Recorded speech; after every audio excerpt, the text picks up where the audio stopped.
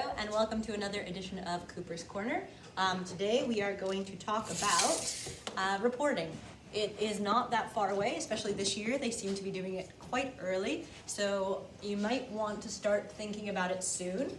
I just thought I'd walk you through the way I approach it. Please remember, the way I approach it is not the one way to do it. I don't even know if this is the fastest way, but it is the way that I feel most confident with, and I think there's some value in how I go about it. So the first thing to keep in mind is the outcomes. Hopefully, you actually thought about the outcomes beforehand when you were planning what you were doing. So you want to go in and think about, okay, which curricular competencies am I going to have in there? What am I wanting my audience to know when they read the report? And obviously that's going to depend on the different subject. And once you've thought about that, so for English, for example, I tried to think about, okay, if I was a parent, what would I want to know about my kid? What do I want as the teacher?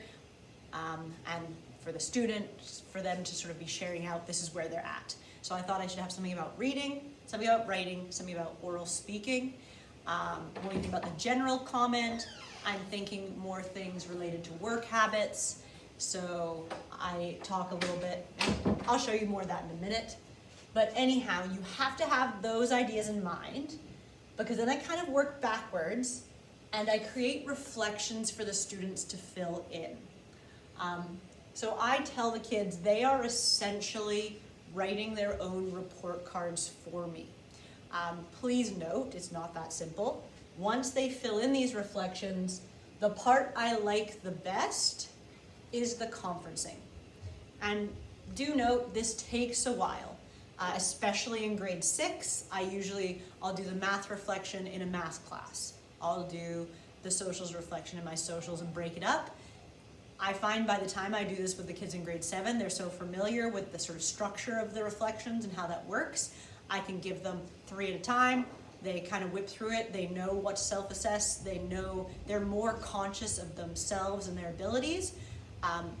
And I'm going to say 99% of the time, I agree with what they're saying. And that's important.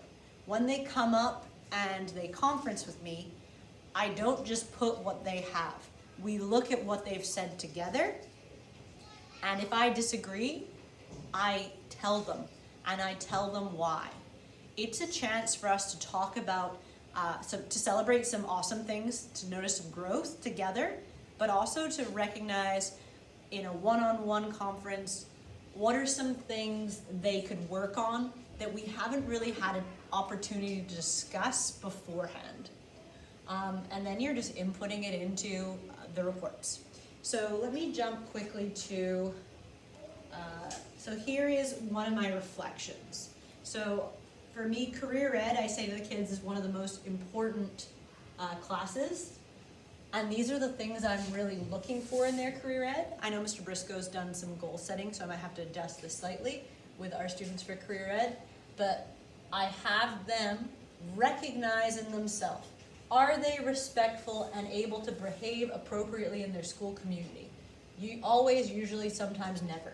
So pretty easy for them to fill in, and they're pretty honest. Are they someone who is sometimes still struggling to regulate their emotions, sometimes still struggling to regulate their behaviors?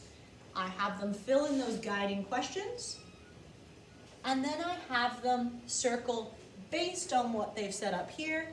How do we assess ourselves now? Are you showing exceptional leadership beyond my expectations? Are you following the expectations and behaving or at a grade, performing at a grade level, proficient? Are there still things you're working on? Etc., etc. I tell the kids assessment shouldn't make you happy or sad. It shouldn't produce an emotion. It should just be this is a snapshot of where I'm at. This is what I'm doing well, and this is what I need to work on. That is the purpose of assessment. It's an opportunity for reflection for their own growth. It's not supposed to make them sad or happy. I'm going to jump actually quickly to a different one. So like this is my English I have some questions they'll fill out about their reading. So this first one, when reading, Karen can confidently decode, pronounce the words on the page, and read with fluency and expression. So the first time we do this together, I'll have to explain a little bit of these things, but they'll see similar questions like this in the future, and it gets faster. When reading, Karen can decode most of the words, Karen can sometimes decode, Karen often struggles to decode. So I've heard my kids reading, I know, but I like when the kids recognize it themselves, and they are very good at that. And then I literally will take the sentence that we, as me and the kid, have agreed upon. I used a different program before. I noticed this last weekend, the one I used was gone. This is another one that does the same kind of thing. I like, it's called School Report Writer. I've inputted my different sentences. So now I can say, Karen had a positive first term in grade 6. I put in my name, I put in the gender. This term Karen most enjoyed. For next term Karen intends to work on. And then you can show the final report. It puts it like that. I can copy and paste it more easily. I like using these kind of programs because it does all the names and the genders, the his and hers, that kind of thing for you. Still takes a while though, inputting, especially that first time round, but if you're gonna continue to use the same structure, over time it might save you time. When I do the socials one, where it's basically like 3 things, doing it over and over again, I think it's faster. So I would input, and I have, those few sentences, and then I have the kid's name in there, I have their gender, and I click on the one they want, click on for the next thing, which I've said is about understanding the reading. Then we've been talking about reading power, so then I have one about the metacognition, the connecting, visualizing, etc. So that changes, obviously, according to what we're doing.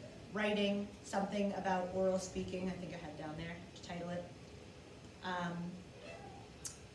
Math one, this one sort of always stays kind of similar. I ask questions about their understanding. Do they demonstrate a strong understanding, good understanding, some understanding, limited, etc.?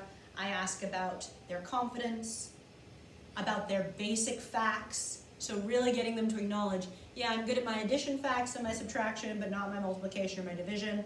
Do they listen and pay attention to the lessons?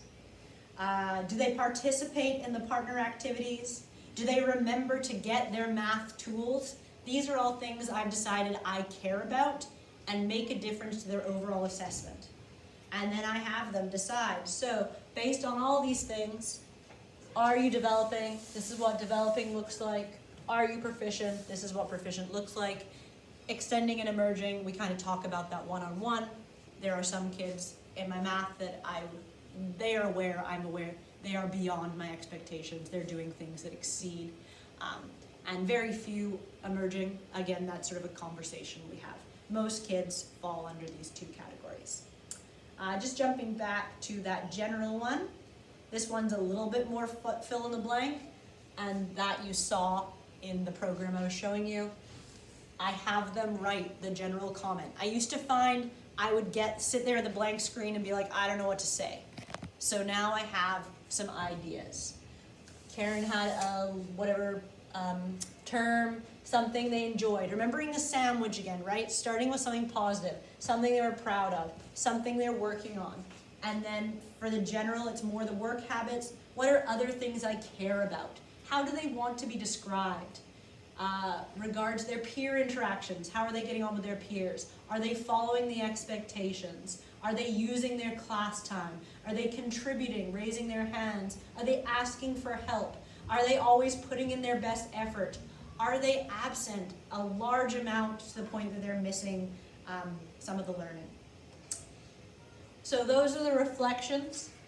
Creating them takes a bit of time, but I think that conferencing is so valuable because I know some kids never read those report cards. I write them for, maybe nobody. So at least I've had that time to chat with the kid, acknowledge what's going well, celebrate that, and acknowledge what we think they need to work on. And then you just input into the reports.